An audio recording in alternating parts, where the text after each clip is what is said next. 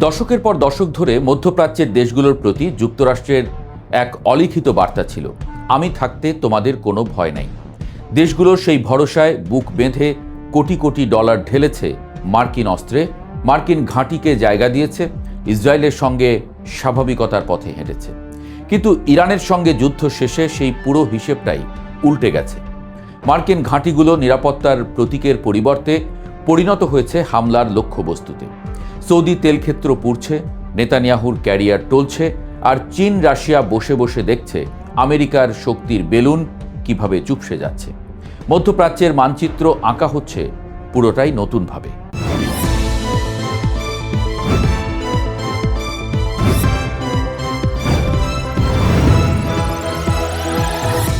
মার্কিন সামরিক বিশেষজ্ঞরা এতদিন গর্ব করতেন উপসাগর জুড়ে ছড়িয়ে থাকা তাদের 19টি সামরিক ঘাঁটি নিয়ে। বাহরাইন, সৌদি আরব, কুয়েত, কাতার, আরব আমিরাত, ওমান, পুরো উপসাগরীয় অঞ্চল মিলিয়ে 50,000 পর্যন্ত মার্কিন সেনা মোতায়েন থাকে। কিন্তু ইরানের পাল্টা হামলায় এই ঘাঁটিগুলো এখন কার্যত ধ্বংসস্তূপে পরিণত হয়েছে। জর্জ ওয়াশিংটন বিশ্ববিদ্যালয়ের অধ্যাপক মার্ক লিঞ্চ বলছেন, মাত্র 1 মাসের মধ্যে ইরান এই সামরিক স্থাপনাগুলোকে অকেজো করে দিয়েছে। বাহরাইনের নৌঘাঁটির কথা আলাদাভাবে উল্লেখ করে তিনি বললেন, মার্কিন 5ম নৌবহর আর কখনো বাহরাইনে ফেরত আসবে বলে মনে হয় না। এটা এখন অনেক বেশি ঝুঁকির। নিউ ইয়র্ক টাইমস আগেই জানিয়েছিল এই ঘাঁটিগুলো প্রায় বাসের অযোগ্য হয়ে পড়েছে, কিন্তু পেন্টাগন এখনও সেটা সরকারিভাবে স্বীকার করেনি।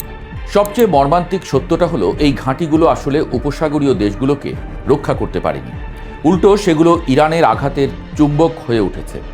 জর্জ ওয়াশিংটন বিশ্ববিদ্যালয়ের আরেক গবেষক শানা মার্শাল এটাকে সহজ ভাষায় বললেন, মার্কিন ঘাঁটি রাখা এখন সুবিধার চেয়ে বোঝা হয়ে দাঁড়িয়েছে।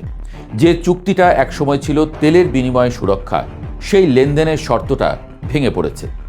কুইন্সি ইনস্টিটিউটের ট্রিটা পার্সি আরও সরাসরি বললেন, মার্কিন নিরাপত্তার ছাতাটা রীতিমতো ছিঁড়ে গেছে। এমনকি 2 সপ্তাহের যুদ্ধবিরতির চুক্তিতেও উপসাগরীয় দেশগুলোতে ইরানি হামলা সরাসরি বন্ধের কথা নেই, যা এই দেশগুলোকে আরও বিশ্বাসঘাতকতার অনুভূতি দিচ্ছে। এদিকে সৌদি আরবের জন্য ক্ষতির হিসাবটা এখন সংখ্যায় প্রকাশ পেয়েছে।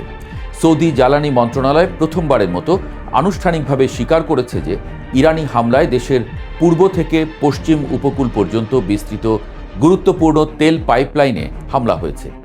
একটি পাম্পিং স্টেশনে হামলার ফলে দৈনিক প্রায় 7 লাখ ব্যারেল তেল পাম্প করার সক্ষমতা নষ্ট হয়ে গেছে, যা সৌদি আরবের মোট তেল রপ্তানির প্রায় 10%। এর পাশাপাশি মানিফা এবং খুরাইস তেল ক্ষেত্রে হামলায় আরও 6 লাখ ব্যারেলের উৎপাদন সক্ষমতা কমে গেছে। জুবাইল, রাস তানুরা, ইয়ানবু এবং রিয়াদের পরিশোধনাগারগুলোতেও আঘাত এনেছে ইরান। হরমুজ প্রণালী বন্ধ হওয়ার পর এই পাইপলাইনটি ছিল সৌদি তেল রপ্তানির বিকল্প পথ, সেই পথটাও এখন আঘাতের মুখে। এই পুরো যুদ্ধে সবচেয়ে বড় লুজার হিসেবে যার নাম উঠে আসে, তিনি ইসরায়েলের প্রধানমন্ত্রী বেনিয়ামিন নেতানিয়াহু।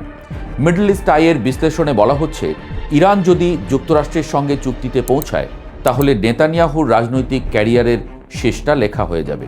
কারণটা সহজ, এই যুদ্ধ নেতানিয়াহুই শুরু করিয়েছেন।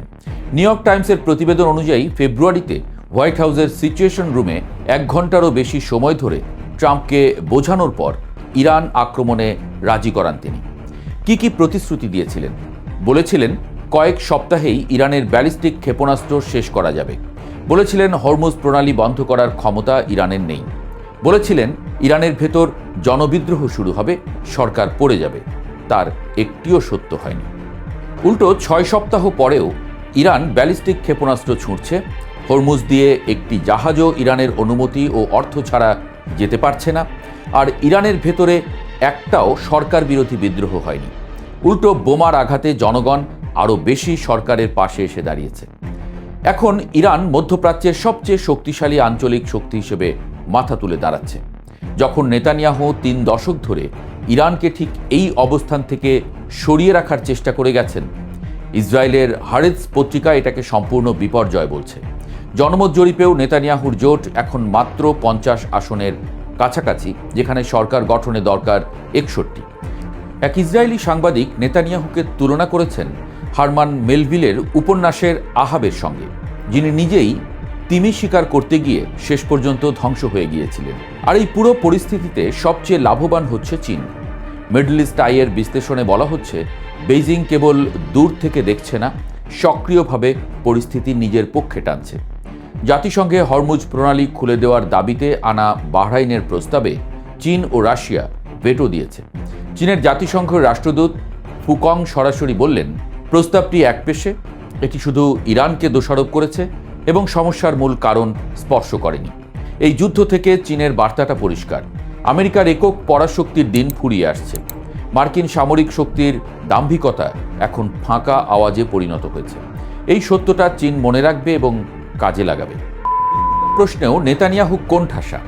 একসময় তিনি ইসরায়েলিদের বোঝাতে সক্ষম হয়েছিলেন যে লেবাননের দলটি চূর্ণ হয়ে গেছে, কিন্তু ইরানের সর্বোচ্চ নেতা আলী খামেনি নিহত হবার পর প্রক্সি বাহিনীটি প্রতিদিন 200টি করে ক্ষেপণাস্ত্র ইসরায়েলের উত্তরাঞ্চলে ছুঁড়ছে, পুরো অঞ্চল স্থবির করে দিয়েছে। ইসরায়েলি সেনাবাহিনী নিজেই গোষ্ঠীটির শক্তিকে হাস্যকরভাবে কম আন্দাজ করেছিল। এখন ইরানের যুদ্ধবিরতির দাবিতে লেবাননও আছে, কিন্তু নেতানিয়াহু রাজি নন, কারণ থামলেই তার পতন অনিবার্য। তাই যুদ্ধবিরতির মাঝেও ইসরায়েল লেবাননে বোমা ফেলছে, মাত্র 10 মিনিটে 100টি লক্ষ্যে হামলা চালিয়েছে। মধ্যপ্রাচ্যের ভূরাজনীতির এই টালমাটাল সময়ে দুটো প্রশ্নই এখন সবচেয়ে জরুরি।